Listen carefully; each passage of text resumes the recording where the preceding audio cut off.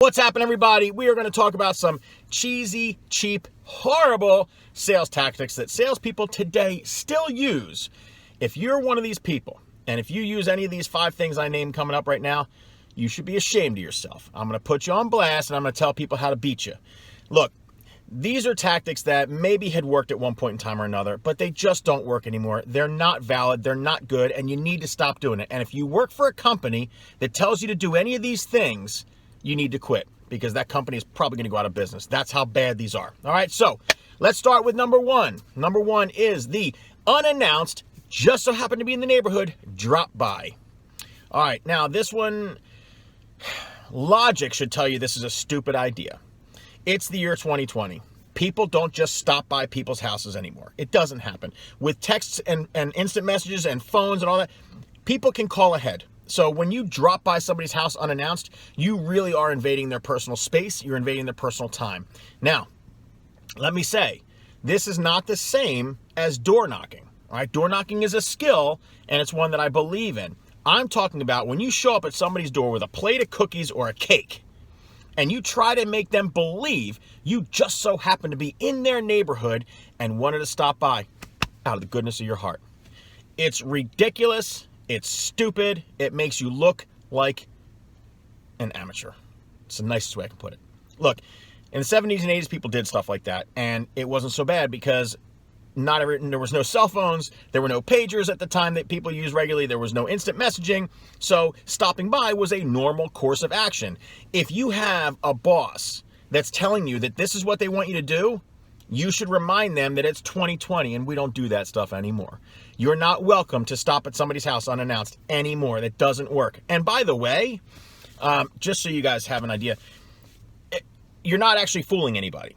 So what you want a customer to believe is that you just so happen to be driving around a neighborhood that's nowhere near your office, carrying a plate of cookies that you wouldn't normally be carrying, and you just so happen to be in their exact neighborhood without previously looking it up because you memorized their house number, and you just wanted to say hi.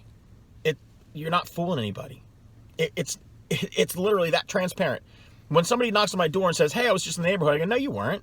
You meant to come here. You don't know me. You looked at my address and you decided to come to my house, so why would you lie?" You lose credibility just like that. So stop doing it. Unannounced drop-bys, number 1, cheesy salesperson tactic. It's the worst. Knock it off. All right, number 2. This one happens all the time. And I don't know if we're ever going to get rid of this one, because the weaker the salesperson, the more they use this technique. This technique is the drop-down, top-down. All right, the drop-down, top-down goes like this. No matter who the customer or the client is, no matter what their needs are, because their needs don't really matter in this instance, the salesperson is going to show them the most expensive thing they have to sell, the most expensive thing, the most outrageous thing they have to sell, knowing the customer doesn't want to buy it, doesn't want it, and couldn't afford it anyway. And why do they do that? Because in their mental midget minds, they believe that if a customer looks at something and goes, "Oh, that costs $200,000, I can't afford that, I can't spend that, I don't even make that," that when you come back to them and say, "Well, wait, Mr. Customer, I have this one for just $15,000, they think the customer's going to go, "Oh my God, I was hoping you'd find something I could spend a whole lot of money on. Thank you so much. $15,000, I do it every day." Doesn't work that way, all right? When you show somebody something that has nothing to do with their needs, all you've done is tell them, "I don't care what you want. I don't care what you need. I'm not even going to bother asking you what it is. I just want your money." That's what top-down, drop-down selling is about. It's about getting the most money you can possibly get from a customer. And it's ridiculous. And it's embarrassing. And if you use it, it's time for you to pick up a new career, because you're that bad. And by the way, most of the time, the people who are teaching that, the ones who are coaching that, the ones who are supposed to be leading that, they're not active salespeople. They don't actually do that technique, and they haven't used that technique in more than 20 years. They're people who are sitting back at their computer and going, "I know what I'll do. If I try to sell them $1 million, maybe I'll get $100,000. It doesn't work. Doesn't work. All right, so that's number 2. All right, number 3. This one's embarrassing, and it's mostly in the auto industry. Sorry, guys. This one is the "let me check with my boss." All right, this is the fake out.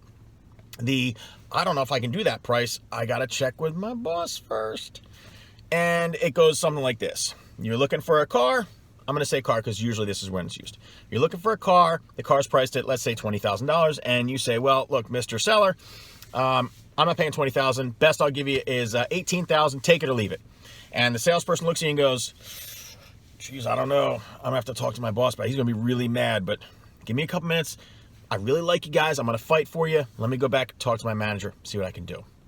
And the salesperson walks away, and it's about 20, 25 minutes before they come back. Now, that's there for a reason. That's to build up your anxiety, not to help them argue your point, because they actually never argue your point. Look, any professional salesperson knows what he or she has to sell and knows what he or she can or cannot do with their pricing. They know what their limits and their boundaries are. So if they can't do that price, they would have told you up front, hey, look, I can't do it. And here's how you know. Let's say the same car, $20,000. And you're offering $18,000, and he says, let me talk to my boss. Now, flip that over, and let's say you would have said, best I'll give you is $12,000. Do you really think he would have gone back to his boss, or would he have said to you, I can't do it. I can't do it. $12,000 is ridiculous. I can't do it. That's how you know they know what they can do. Because if they could do anything at all, if they could navigate and negotiate, they would. But when you offer something that's too low for them to do, because they know where their limits are, they won't do it. If you've offered a price they can do, they'll have that conversation. Now, the conversation usually goes like this. Hey, boss, look, I got this couple that want to spend $18,000 for this car. What do you think we can do? Boss says, see if we can get $18,500. That's the normal course of negotiating, and that's okay. But for the salesperson, I mean, come on. Stop with the let me check with my boss stuff. Just be a professional. Just do your job the right way. You know what you can do. You don't need to go and check with mommy for her support. Come on. Enough already with that stuff. All right. So that's the let me check with my boss routine. All right, number 4. This is another cheesy salesperson tactic, and I absolutely don't like it at all. And it's the fake out. Now, the fake out works like this. You're buying a product or a service or some goods of some sort, and the person selling it to you wants to take advantage of everybody you know. They want to call everybody you know, but they don't want you to know they're going to call everybody you know, so they pretend that there's something in it for them in order to get those names and get those numbers and get that information. Because as soon as they get it, they can just pound them and pound them and pound them. And they're going to say to them, well, you know, Joe Smith, I just did something for Joe, and he told me you would really benefit from this service, so I'd like to come and present blah, blah, blah, blah, blah. When in reality, Joe never said that. All right, so that's the cop-out, that's the fake-out. What they're really doing is they're trying to build their database on your back without you knowing it. And I don't like it because, look, if you give somebody good service, if you're a salesperson, for all you salespeople out there are professionals, I'm not knocking any of you guys, all right? I love this industry. I love what we do. If you do your job the right way, if you build rapport with the customer wants to see you be successful because they like you and they want to do business with you again. And why wouldn't they refer their family and friends to you if you did the job the right way? And so this is how this usually works, right? Let's say I'm selling sofas, couches, right? And I would say to my customer something like, we have this great sale going on. You know, who are you from the area? Do you have a lot of friends in the area? Are you part of any kind of groups? And the customer would say, yeah, my daughter plays basketball here. Oh, really? Who's her basketball coach? My daughter plays in this area, even though that guy may not even have a daughter. And so you say, oh, it's Joe Smith or whatever. Oh, really? Okay. All right. So they write that name down. They keep it in their memory. And in the course of talking, they say, do you live in this area by yourself? Do you have family in this area? What brought you up to, this particular neighborhood? And somebody may say, oh, I have a brother. All right. Now, what's your brother's name? It's Bill. Oh, okay. That's great. How old's your brother? Oh, he's 35. Okay. Now they'll write down Bill, brother, 35. Why? Because they can go into people search. And since your brother's probably going to have the same last name as you, they can look up a Bill with your last name at that age and get a phone number. Then they can call and say, well, I just sold, to your brother and he thought this would be something you would really benefit from. We have this sale, blah, blah, blah. That's how people sneak your information. That's how really bad salespeople are really sneaky and try to get information about your friends, your neighbors, your relatives, your group members, anybody you know. And then they utilize that and use your name to try to get those people to come and buy from them. I think it's cheap. It's not so much cheesy, it's cheap. It's a bad thing to do. It's not right. All right, that's number 4. Number 5. All right.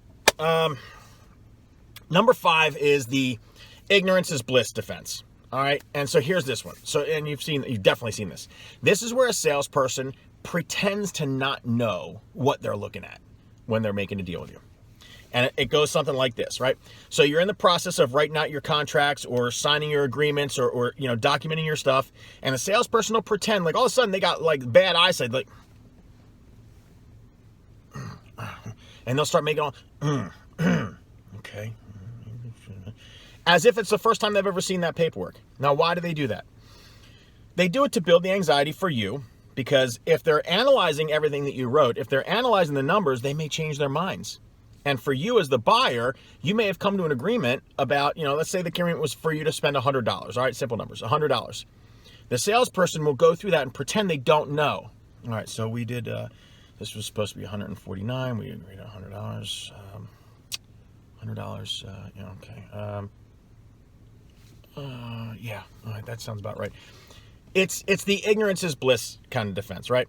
And salespeople who do this because they're trying to build that anxiety. They're trying to build that tension in you. They want you to want to rush through it, all right? So a salesperson can't just give me your money, blah, blah, blah, and rush you out the door, right? But if they pretend they don't know what they're looking at, even though they've probably done 5,000 of these contracts or 5,000 of these agreements in their past, if they start doing that, your tendency as the buyer is to speed the process up so you can get it done.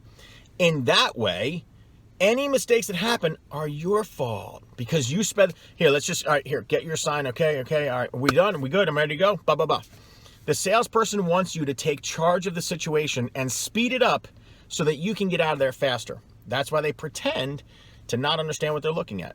Now, look, everybody, these were 5 cheesy, cheap salesperson tactics, and it may sound like I'm blasting salespeople, but I'm not. The reality is I love sales, and I love professional sales, and I love treating people with dignity, with respect, with honor, and with integrity. And there's a lot of salespeople out there that don't do that, and I will call you out for it. If you're a cheap, cheesy salesperson and you use crappy tactics on people to try to get them to spend money they don't need to spend, or you try to take things from them that you're not entitled to, you try to sneak your way around to using their family and friends. If you're going to do that, I'm going to put you out. I'm going to put you on blast. I'm going to tell everybody how to work around you because you don't deserve to be in this business. Sales is about putting 2 good people together in a win-win situation. Too many companies out there are looking for the win-loss situation where the company makes a lot of money and who cares about the person. That's wrong, and it shouldn't be that way. And I will rally against you every single day if you do it. So if you guys like the content, hit me up down below, subscribe to the channel. I'll have more cool stuff for you later. Thanks for watching, everybody. See ya.